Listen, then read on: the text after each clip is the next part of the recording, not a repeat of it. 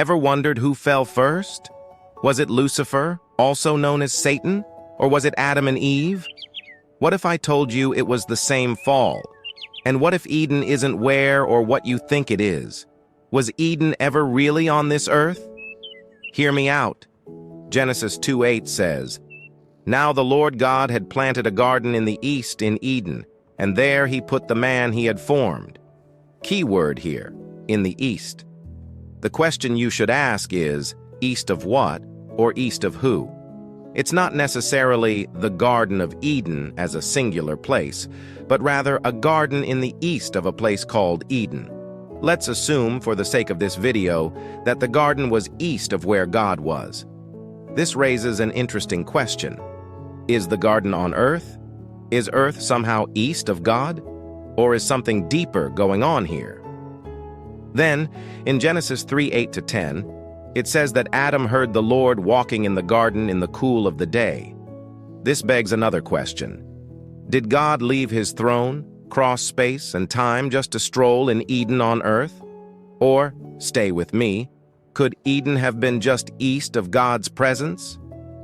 We now know that Eden is east of God, where God walked in the cool of the day, and according to Genesis 2:10-14.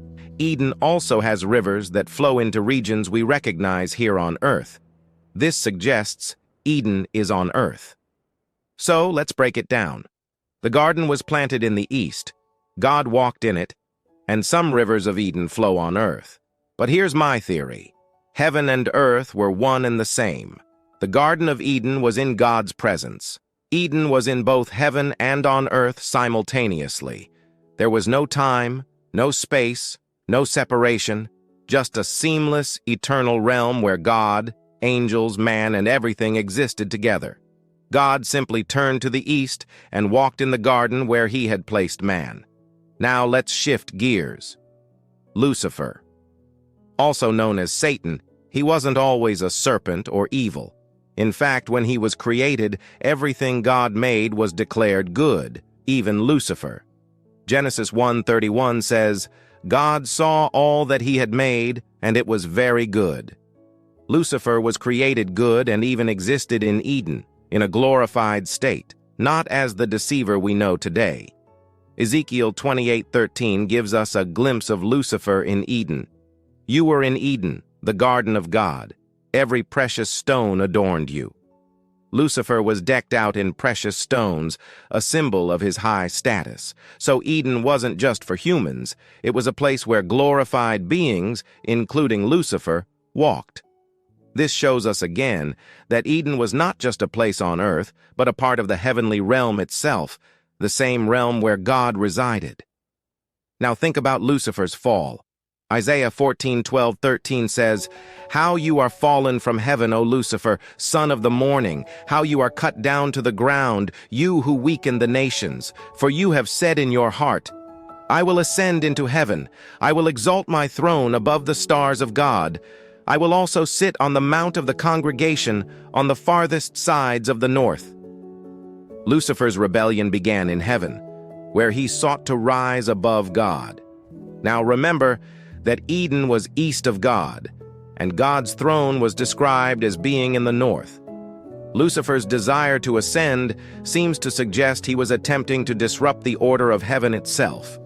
Then, war breaks out in heaven, Revelation 12:7-10. Lucifer and his angels rebel against God and are cast out of heaven. Now, what if Lucifer's fall didn't just affect the angels? What if, in his rebellion, he also tempted mankind to fall, and it all happened in the same divine realm? In Eden, Lucifer tempted Eve to eat the fruit, echoing his own desire to be like God. Genesis 3:5. He essentially dragged humanity into the same rebellion that caused the fall of angels. Here's where things get even more interesting. The tree of life, the one God guarded so fiercely, plays a critical role in this theory. Genesis 3:22-24 tells us that after the fall, God drove Adam out of Eden and placed a cherubim to guard the way to the tree of life. But the tree of life didn't just vanish from the story. Revelation 2:7 tells us that the tree of life is still present in the paradise of God. So, here's the question. Was Eden the paradise of God? I think it was. The paradise Jesus spoke of when he told the thief on the cross, "Today you will be with me in paradise." That paradise contains the tree of life, meaning Eden and this paradise are likely one and the same. In conclusion, here's my theory. Lucifer, Adam, Eve, and the angels all coexisted in the presence of God. Heaven and earth were one unified realm, a place beyond time and space, a place where everything existed together in harmony. Then, Lucifer rebelled. He led the angels astray, and in that same divine space, he tempted man to fall. Both angels and man fell in the same event, leading to a fracture in this once unified realm. Man became earthbound, and angels were cast down. What once was one was now divided. This is why some of the rivers of Eden described in Genesis are not found today, because Eden wasn't just on earth, it was in paradise, in the realm of God. And here's the beautiful part. God's plan has always been to restore mankind to Eden, to paradise, to heaven. In paradise, we won't die. We will eat from the tree of life.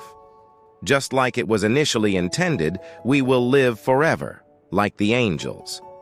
But for Lucifer, there's no redemption. Let me know in the comments if this makes sense to you, and I'm excited to hear your thoughts. Disclaimer: the ideas presented in this video are not meant to be taken as factual or doctrinal truths. I am not a Bible scholar, just a guy who makes YouTube videos exploring various perspectives. These views are my own and not intended to replace or challenge any established biblical teachings. For accurate and in-depth biblical understanding, please consult with your pastors or spiritual leaders.